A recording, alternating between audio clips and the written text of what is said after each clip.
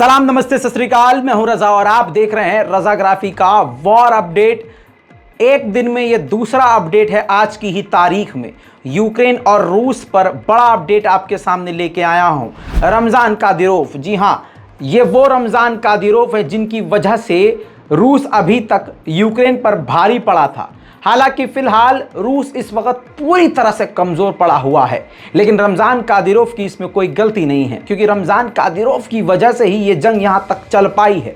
Ramzan Kadyrov रूसी military army को training देकर पूरी तरह से वो लीड खुद कर रहे हैं। इन सबके बीच सारी दुनिया में रमजान कादिरोव की अलग पहचान बन गई है। रमजान कादिरोव के बारे में मैं आपको कई बार बता चुका हूं, फिर से समझ लीजिए। रमजान कादिरोव व्लादिमीर पुतिन का राइट हैंड है और इस वक्त काफ़ी करीब हो चुके हैं व्लादिमीर पुतिन के। आपको बता दूं जानकारी के लिए कि रमजान कादिरोव नज़र में चढ़ चुके हैं अमेरिका की, तो अमेरिका ने पहले से ही रमजान कादिरोव को ही बैन किया हुआ था। अब इतना ही नहीं, रमजान कादिरोव के घर वाले, उनसे जुड़े हुए उनके दोस्तों, ख़ानदान वालों और उनसे ताल्लुक़ रखने वाले लोगों को भी अमेरिका ने पूरी तरह से ब्लैकलिस्ट कर दिया है और काफ़ी बड़ी बड़ी पाबंदियां लगा दी हैं। ब्लैकलिस्ट करने का मतलब ये नहीं होता कि वो अमेरिका नहीं जा सकते। ब्लैकलिस्ट करने का मतलब ये होता है, फॉर एग्जांपल, अगर मैं रमजान कादिरोव का करीबी हूँ, मैं इंडिया में हूँ और मेरे संबंध अमेरिका के साथ हैं और अमेरिका रमजान कादिरोव के करीबियों पर यानी मुझ पर भी अगर पाबंदी लगा देगा, तो भारत सरकार मेरा बैंक अकाउंट, मेरा घर पूरी तरह से जो यहाँ पर होगा सीज कर लेगी। इसलिए इस प्रोसेस को समझ लीजिए। किसी को ब्लॉक करने का मतलब ये नहीं होता है कि वो अमेरिका नहीं जा सकता। नहीं, अमेरिका के साथ जिसके संबंध होंगे, अमेरिका का ब्लॉक करना, और अमेरिका जब किसी को ब्लैक लिस्ट में डालता है तो उसके सारे दोस्त मुल्क उसको फॉलो करते हैं। इन सबके बीच में रूस ने एंटी शिप मिसाइल दागी हैं।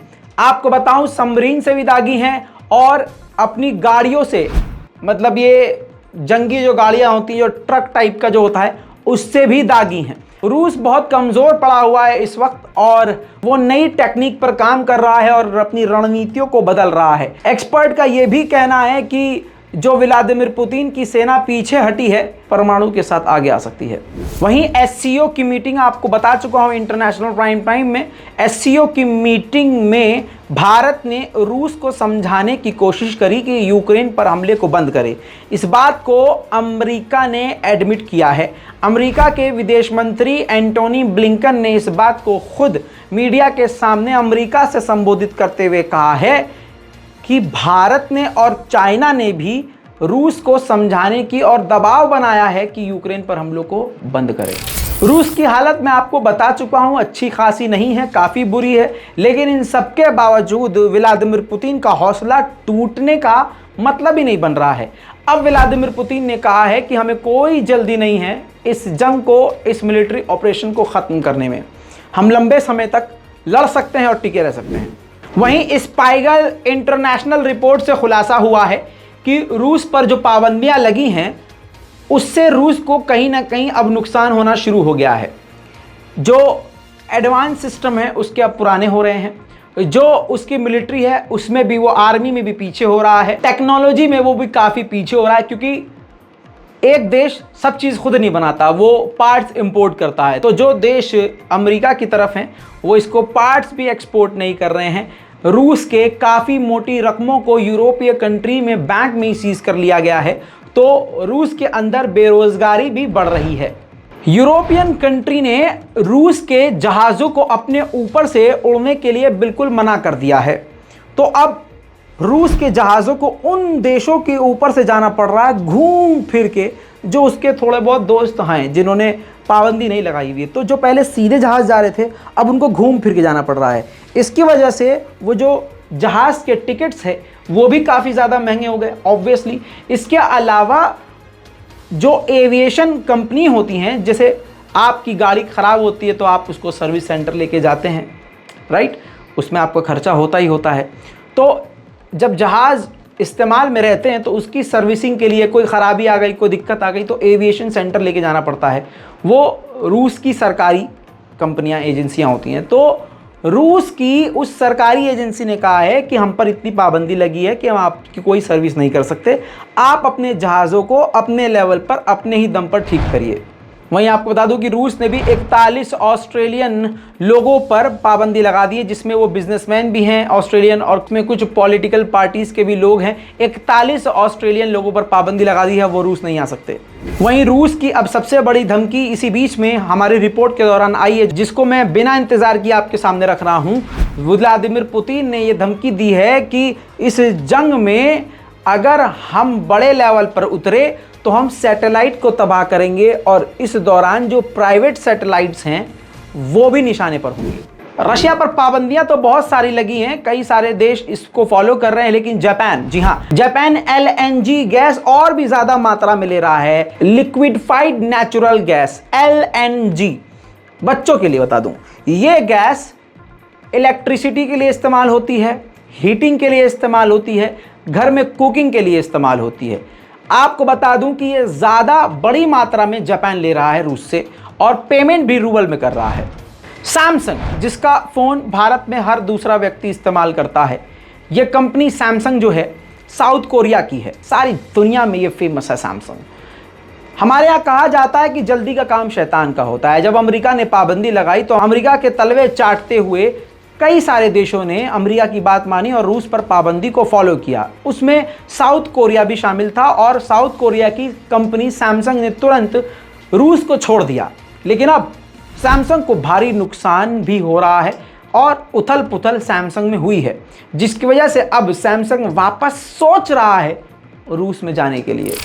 मगर कहानी में ट्विस्ट है। साउथ कोरिया की सैमसंग कंपनी वापस रूस में घुसना चाह रही है, लेकिन सरकार वहां की साउथ कोरिया की सरकार ने जीरो कर दिया है गैस तेल लेना। जी हां, पूरी तरह से कट ऑफ कर दिया है रूस का और रूस से कोई भी ईंधन नहीं ले रहा है, बल्कि अब साउथ कोरिया सारा तेल और गैस सऊदी अरब से ले रहा है। इसी के साथ आज शाम होते होते यूक्रेन को एक और बड़ी जीत मिली। यूक्रेन के एक अलग शहर कुपियांस्क पर रूस का कब्जा था, उसको वापस यूक्रेन ने हासिल कर लिया है। और आपको बता दूं, कुपियांस्क पहुंचने के लिए बीच में एक रिवर है, उस रिवर का नाम ऑस्कॉल रिवर है। उस रिवर को पहले यूक्रेन के सैनिकों ने पार किया, फिर उसके बाद रूसी सैनिकों से लड़ाई करी, फिर वो पूरा इलाका कुपियांस्क का आजाद कराया। वीडियो देखिए। Ну что, мы в Купянске. 92-я освободила одну сторону. Мы освободили вторую сторону за осколом. Кракен. Вот утренний пидор. Ехал, на беттере и не доехал. Все будет Украина. कुपियांस्क के इसी जगह में रशियन के बिलबोर्ड लगे थे, प्रमोशनल बोर्ड लगे थे, यूक्रेन के सैनिकों ने जला दिया।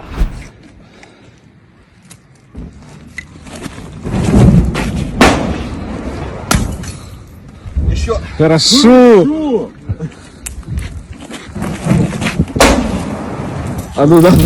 लुहांस्क बिल्कुल अलग इलाका है, आज़ाद है, लेकिन रूस का सपोर्ट करता है। लुहांस्क की ये बिल्डिंग देखिए आपकी स्क्रीन पर, इसमें धमाका हुआ, जिसमें, जी हाँ, जिसमें ये देखिए, ये है जर्नल जो मारे गए हैं, जो रूस के सपोर्ट में थे। जाहिर सी बात है ये यूक्रेन का ही इसमें हाथ है। इतना ही नहीं दोस्तों, ये भी लुहांस्क की एक जर्नल थी, मारी गई। अब सुनिए यूक्रेन कितना भारी पड़ रहा है। आपको याद है कि यूक्रेन ने अभी कुछ दिन पहले अमेरिका से लॉन्ग रेंज मिसाइल मांगी थी, जिस पर रूस ने धमकी दी थी, याद आया आपको? अब उसको एक तरफ रख दीजिए। यूक्रेन ने घातक मिसाइलें रूस की तरफ दागी। जी हां, रूस के अंदर जो बेलगरोड का इलाका है वहां जाकर मिसाइलें गिरी आम कॉलोनी में, और इतना बड़ा हमला था ये कि पूरे इलाके की लाइट चली गई, भारी नुकसान हुआ। देखिए। Это пиздец. Это просто Алис. Разъебало, блядь, всю улицу нахуй. Пидорасы, блядь. यूक्रेन का एक ग्रुप है सिगिनम यूनिट, वो बड़े ही घातक तरीके से जमीनी तौर पर लड़ाई लड़ रहा है और धीरे धीरे आगे बढ़ रहा है, सीधा और सटीक निशाना मार रहा है। कहा जा रहा है कि इस ग्रुप के लोग ब्रिटेन, जर्मनी, फ्रांस, यहां सबसे, कनाडा वनाडा से ट्रेनिंग लेकर आ रहे हैं। देखिए।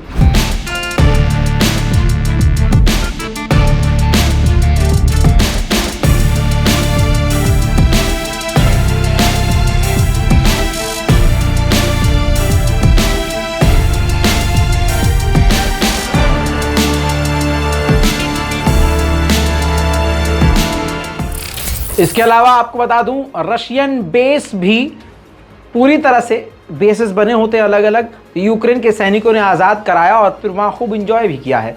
पूरी वीडियो बनाकर उन्होंने खुद ही यूक्रेन के सैनिकों ने सोशल मीडिया पर वायरल कर दिया है, जिससे रूस की घंघोर बेइज्जती हो रही है।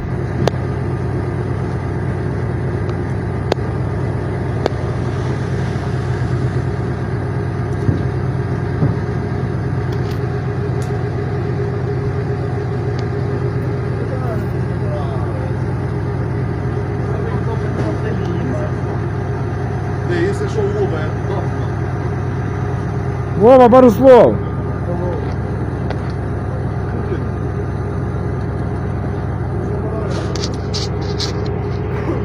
Сука, срать хочу, пиздец, ого, как раз все есть. Красная звезда за 100 лет придумала. Вагальника, давай мазди. Ну все, ну так Отдихай. Вова, ну зніми мене. Та я себе зніму. Все. Отдихаємо. Короче, оці хуйньою взяли. ППШ нахуй. Взяли, блядь, ублюдків такі погано. Правда, магазин потирали, чуть-чуть пошарили. Ну, нічого страшного. Давай. Все нормально. Будем ебашить ППШ нахуй. इसके अलावा अभी भी रूस के Mi-35 हेलीकॉप्टर्स दिन रात ऑपरेशन कर रहे हैं और यूक्रेन के इलाकों पर गोलीबारी कर रहे हैं।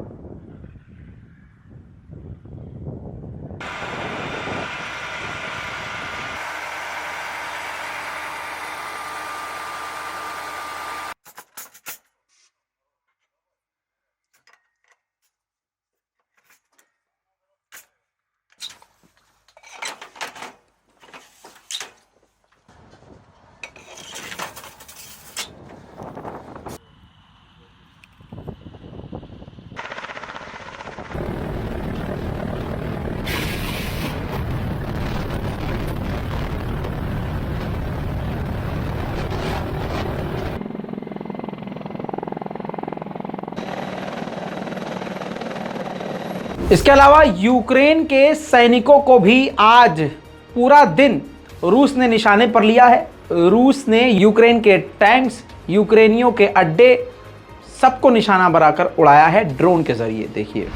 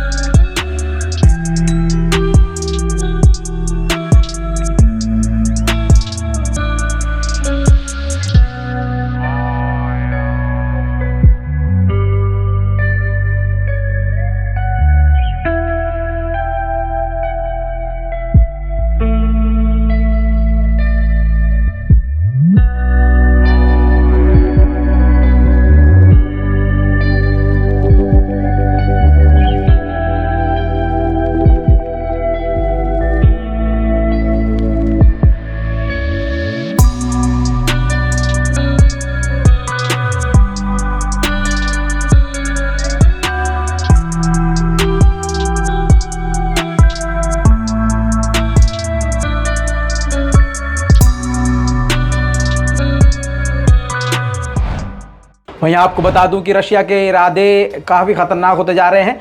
रूस ने आज अपना परमाणु बॉम्बर फिर से उतार दिया है और उसको पूरी तरह से टेस्ट किया है, हवा में भी उड़ाया है, जिसके बाद यूरोपीय यूनियन समेत यूक्रेन भी दिक्कत में दिख रहा है।